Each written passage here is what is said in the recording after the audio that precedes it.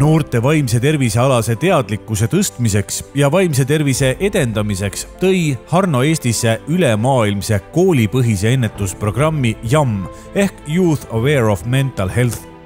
YAM on 5 tunnist koosnev universaalne ja tõenduspõhine 13–17-aastastele noortele suunatud programm, mille eesmärk on soodustada arutelu ja suurendada teadlikkust vaimse tervise teemadel.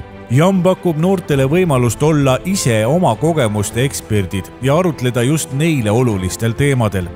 Noori võimestades suunab programm leidma erinevaid vaatenurki ja lahendusi olukordadele, millega noored oma igapäevaelus võivad silmitsi seista. Programmis on kesksel kohal abi otsimine ning kuidas eakaaslased saavad üksteist sellest toetada.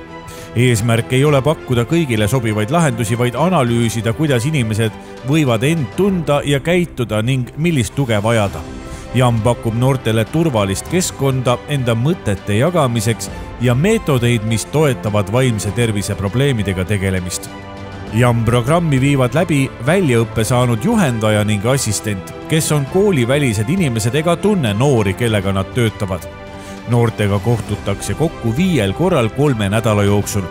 Koos käsitletakse erinevaid vaimse tervisega seotud teemasid nagu eneseabi, stress, kriis ja depressioon. Selleks kasutatakse klassiruumi põhiseid tegevusi ja harjutusi, näiteks rollimängu, dialoogi, arutelu ja peegeldamist, mida toetavad lisamaterjalid kasuliku infoga.